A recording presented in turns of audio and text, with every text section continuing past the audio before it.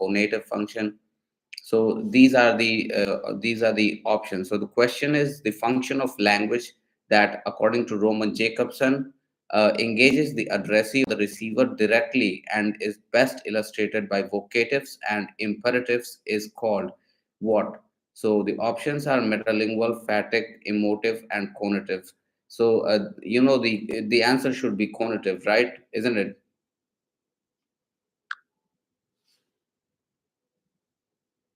Yes, you're absolutely right. The function of language that, according to Roman Jacobson, engages the addressee directly and is best illustrated by vocatives and imperatives is called the conative function. Great job. Let's move on to the next question. Question 2. A regionally or socially distinctive variety of language is identified by A, the interpersonal social behavior, B, a particular set of words and grammatical structures, C, the folk dress, D, the literary discourse. What's your answer? So, a regionally or socially distinctive variety of language is identified by a particular set of words and grammatical structures. The next question is languages related in such a way that they go back to the same parent or proto language are genetically related languages. Next question is part of speech refers to the traditional term for the grammatical class of words. Next question is a major perspective of language regards a language as a cognitive system. This view lays emphasis on language as part of any normal human being's mental or psychological structure. Now, could you please elaborate more on what this statement means?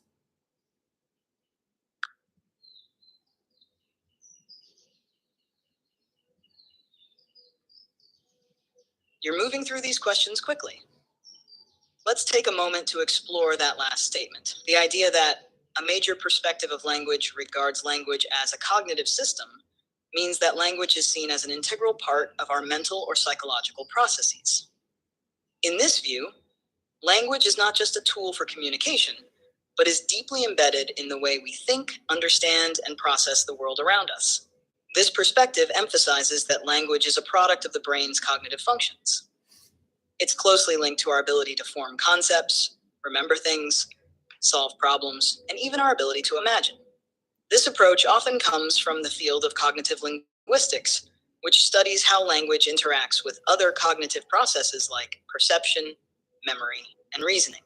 In essence, this view suggests that language is a reflection of our cognitive abilities. It's shaped by our thoughts, and in turn, shapes the way we think. It's part of what makes us human, as our capacity for complex language is tied to our unique cognitive abilities. Does that help clarify the statement? Yes, it certainly does. The next question is which of the following is the subject in the following sentence? Big cats which have long tails climbed the tree. The correct option is big cats which have long tails. This is the subject as it comes before the verb phrase. The next question is in the sentence, the man killed himself. Himself is certainly a reflexive pronoun. It's not a reciprocal pronoun because reciprocal pronouns have things like each other and stuff. And now the next question is linguistics has emerged as one of the most vibrant scientific disciplines, which intimately relates to several other disciplines in many ways. The next question is the neo-grammarian hypothesis claims that sound change is regular and purely phonetically conditioned. Now, elaborate a little more on this. I really find it hard to grasp these technical terms. So I want you to elaborate things in a way that I can remember very well, and I do not want to miss out the technical terms as well. So go ahead and do that.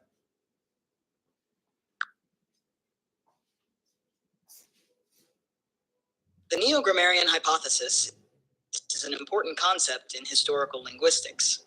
It claims that sound changes in languages are regular and phonetically conditioned. Let's break that down. 1. Regular. This means that when a sound changes in a language, it does so consistently across all instances where the conditions for that change are met. For example, if a certain vowel changes in one word, it should change in all similar contexts across the language, not just randomly in some words, but not others. 2. Phonetically conditioned. This means that the change happens due to specific phonetic environments.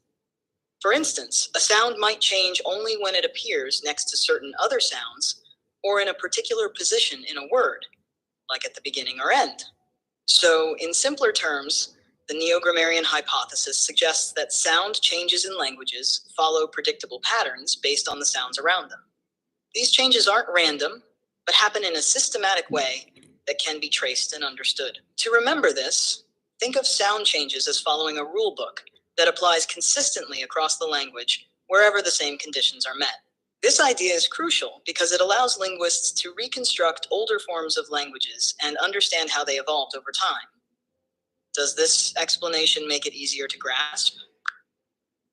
Yes, it certainly did. Another next question is, it has two assertions. Anthropological linguistics studies the role of language in relation to human cultural patterns and belief.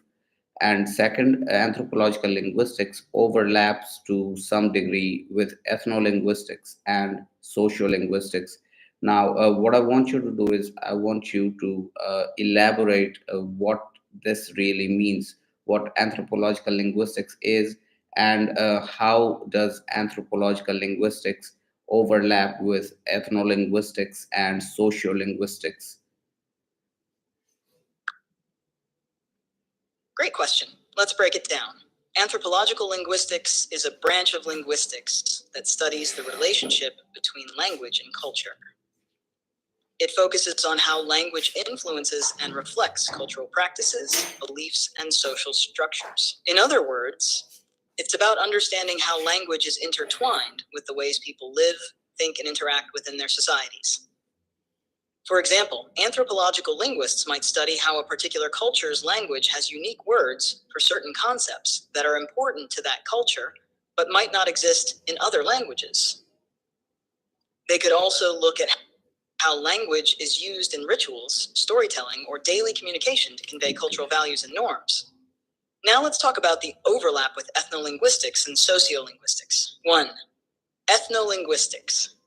This is very close to anthropological linguistics, but focuses more specifically on how language and culture intersect within particular ethnic groups. Ethnolinguists often study indigenous languages, looking at how these languages encode the knowledge, traditions, and worldviews of specific communities.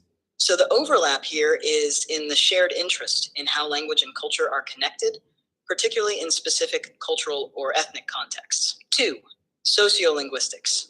This branch of linguistics looks at how language functions in social contexts, including how it varies depending on factors like social class, gender, age, or region. While anthropological linguistics might study language in a broad cultural sense, sociolinguistics zooms in on the social factors that influence how people speak.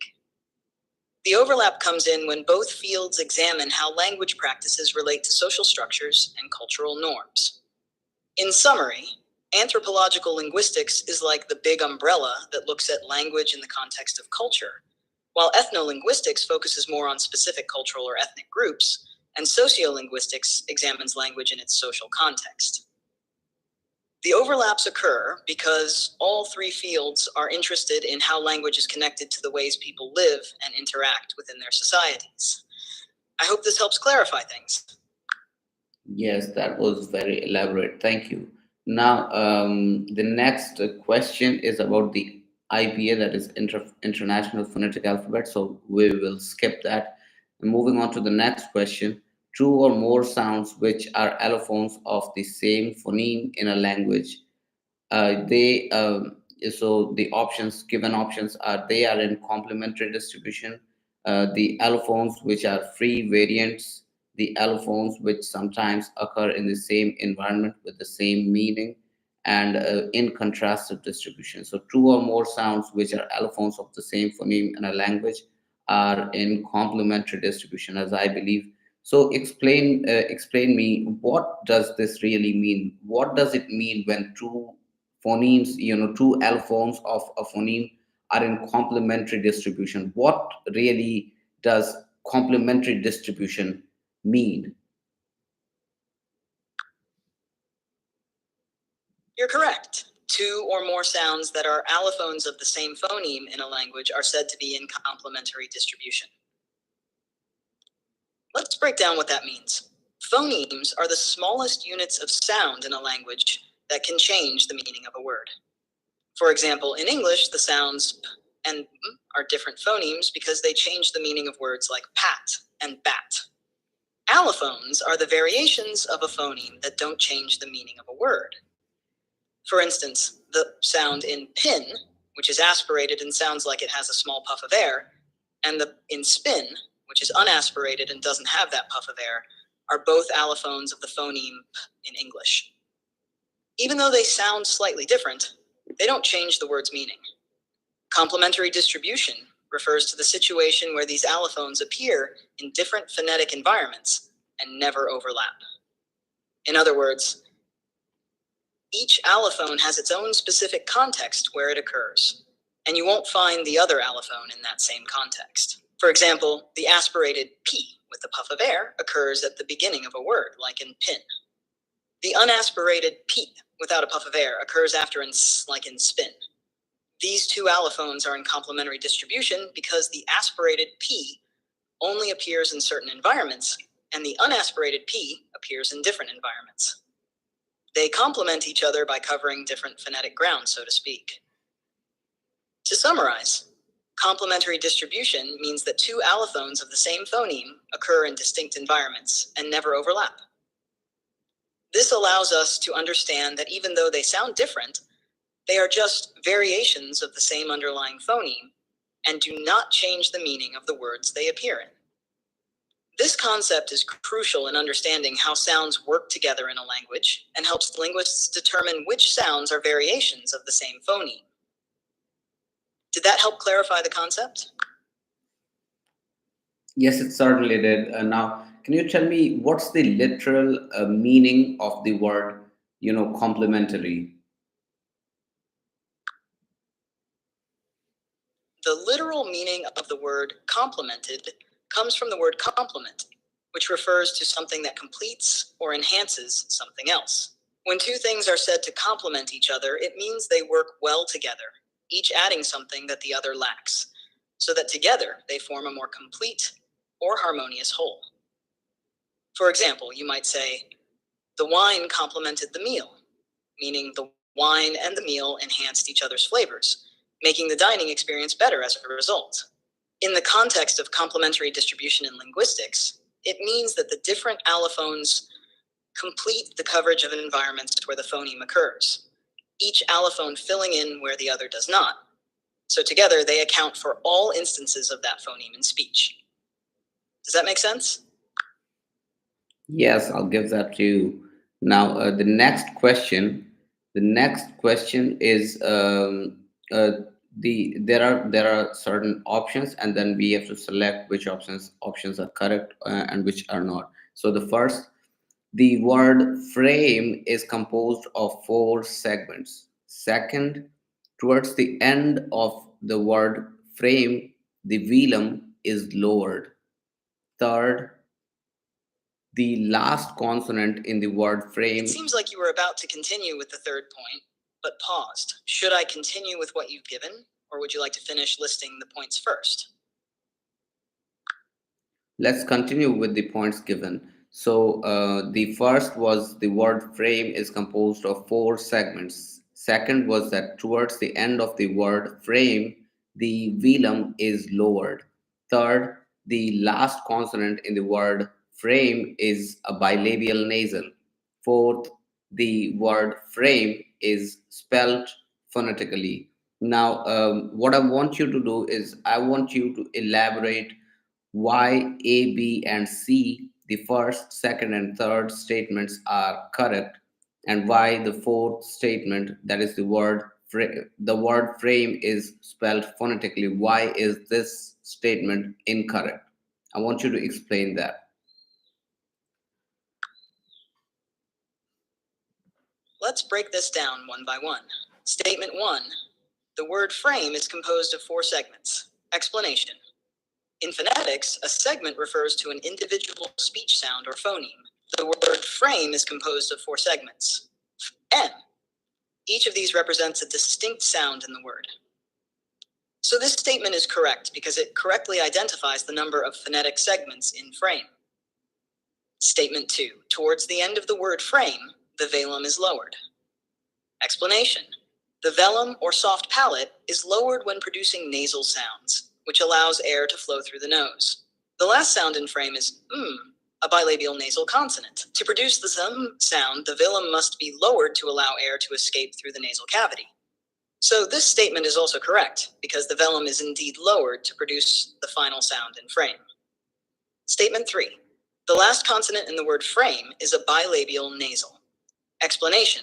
The sound is a bilabial nasal consonant, which means it is produced by bringing both lips together, bilabial, and allowing air to pass through the nose, nasal. Since is the last consonant in frame, this statement is correct. Statement 4. The word frame is spelt phonetically. Explanation. Phonetic spelling means that a word is written exactly as it sounds, with each letter corresponding to a specific phoneme. In English, many words are not spelled phonetically because of historical changes in pronunciation, silent letters, and other irregularities in spelling conventions. In the case of frame, the word is not fully phonetically spelled. For instance, the letter A is part of the diphthong A, which does not directly correspond to the single letter A. The E at the end of frame is silent and does not correspond to a sound in the spoken word. These examples show that frame is not written exactly as it sounds, which makes the statement the word frame is spelt phonetically incorrect. In summary, A, B, and C are correct because they accurately describe the phonetic properties of the word frame. D is incorrect because the spelling of frame does not directly match its phonetic pronunciation. Does that make sense?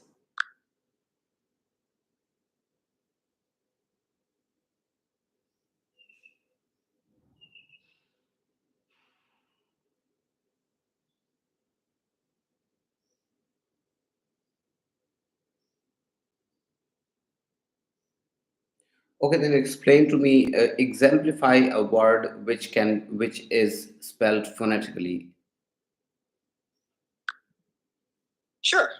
An example of a word that is spelled phonetically is cat. Here's why. The word cat is pronounced as ket. Each letter in the spelling corresponds directly to a sound.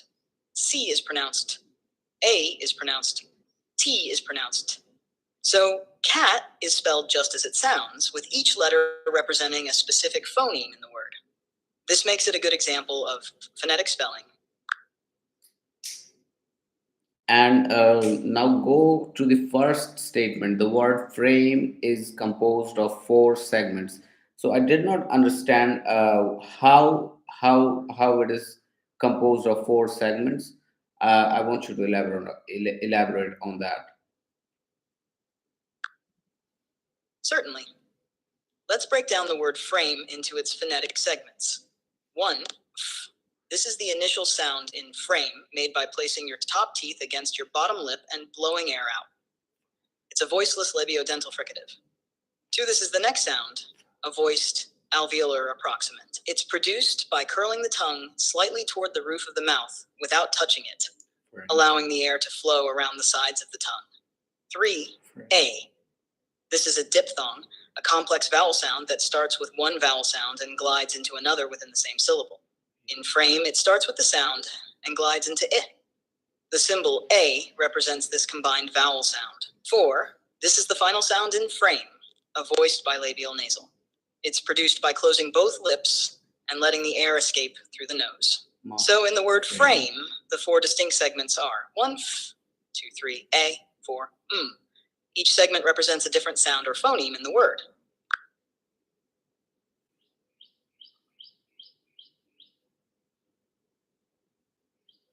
Thanks for the explanation. Now let's move on to the next question. Loss of distinction between two phonemes in a particular environment in phonology. So loss of distinction between two phonemes in a particular environment in phonology is known as neutralization. Now the next question is assimilation belongs to what?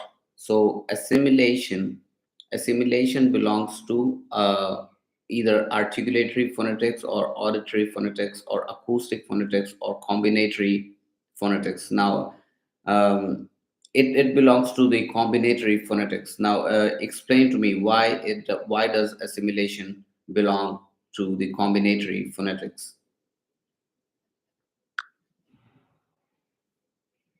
Assimilation is the phonological process where a sound becomes more like a neighboring sound in terms of certain features. This process is related to how sounds interact with each other in spoken language, and that's why it falls under combinatory phonetics. Here's why assimilation belongs to combinatory phonetics. 1. Combinatory phonetics. This branch focuses on how sounds combine and affect each other when spoken in sequences. Assimilation is about the influence one sound has on another, changing its characteristics to become more similar. For example, in the word input, the nen sound can change to a nasal sound that is more like the following sound. This interaction and influence between sounds is key to combinatory phonetics. 2. Articulatory phonetics. This area deals with how sounds are physically produced by the speech organs. While assimilation involves changes in articulation, it's specifically about how sounds combine rather than their isolated production. 3. Auditory phonetics.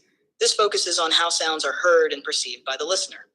Assimilation is not primarily concerned with perception, but with the production and combination of sounds. 4. Acoustic phonetics. This studies the physical properties of sounds as they travel through the air. Assimilation doesn't deal with the physical properties of sound waves, but rather with how sounds influence each other. So, combinatory phonetics is the correct category because assimilation involves the changes and interactions between adjacent sounds in speech. Now, the next question is inflectional affixes signal the grammatical relationships. The next question is the compounds in which one of the constituents is semantic and syntactic head is called an endocentric compound. Now, the arrangement of linguistic units in a linear order involves, so arrangement of the linguistic units in a linear order, that's certainly syntagmatic relationship.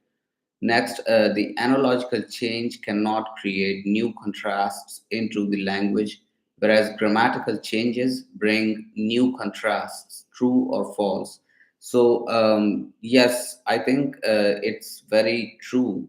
It is very true because the analogical changes they make the irregular patterns as regular, whereas in terms of well, let's see. So that is a true statement. So I want you to elaborate on what this really means. The analogical change cannot create new contrasts, but grammatical changes create new contrasts. Yes, you're correct. The statement is true. Here's a bit more detail on why this is the case. Analogical change. What it is. Analogical change in language happens when irregular forms become regular based on patterns observed in other forms. For example, if a language has a regular way of forming plurals, like adding s to nouns, an irregular noun might start following this regular pattern instead of its old irregular form. Effect on contrasts. Analogical changes do not introduce new distinctions or contrasts between sounds or forms. They simply adjust existing patterns to make them more uniform. They make language forms more regular and consistent, but don't add new phonemes or grammatical categories. Grammatical changes. What they are. Grammatical changes involve shifts in how languages use structures to convey different meanings. This can include the development of new tenses, cases, or other grammatical features that were not present before. Effect on contrasts. Grammatical changes can introduce new contrasts or distinctions. For instance, a language might develop new tense forms that create new ways to express time, or it might add new case markers that change how nouns are used in sentences. To summarize, analogical changes standardize and simplify existing patterns, but do not create new contrasts or distinctions.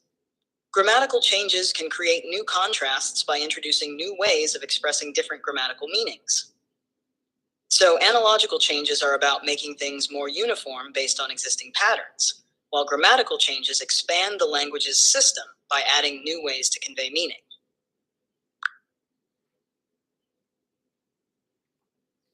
All right, the next question is a base is a base form of a word which cannot be further analyzed without total loss of identity is termed as morpheme.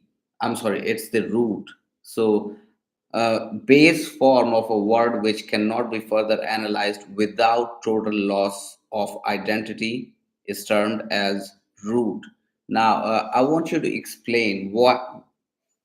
Yeah. So I understand. Root is the smallest form of a word, and that is the reason why it cannot be further broken down into its constituent parts. Because if it is broken down into its constituent parts, which are not semantically appropriate, then it will lose its whole idea.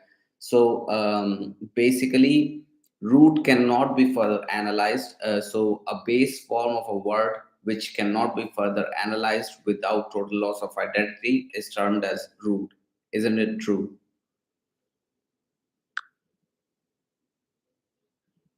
Yes, that's correct. A root is indeed the most basic form of a word that carries its core meaning and cannot be broken down further without losing its identity. Here's a bit more detail. Root. This is the fundamental part of a word from which other forms can be derived, but it itself cannot be divided into smaller meaningful units. For example, in the word unhappiness, the root is happy. Removing any part of this root would remove the core meaning of the word. Morpheme. A morpheme is the smallest unit of meaning in a language. While roots are morphemes, not all morphemes are roots. Morphemes can be roots or affixes, prefixes, suffixes, etc. For example, un in unhappiness is a prefix morpheme that modifies the meaning of the root happy. So the root is a specific type of morpheme. It's the base form that remains intact and carries the essential meaning of the word.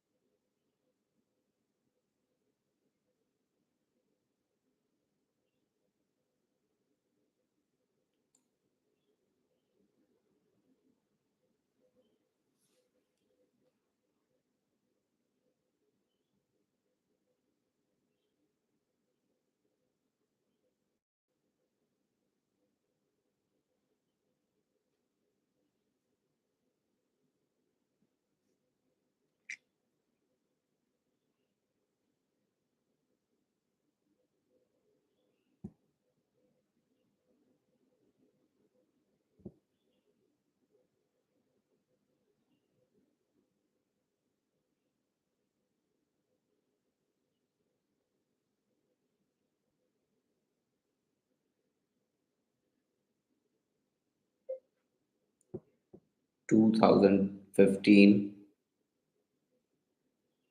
deck.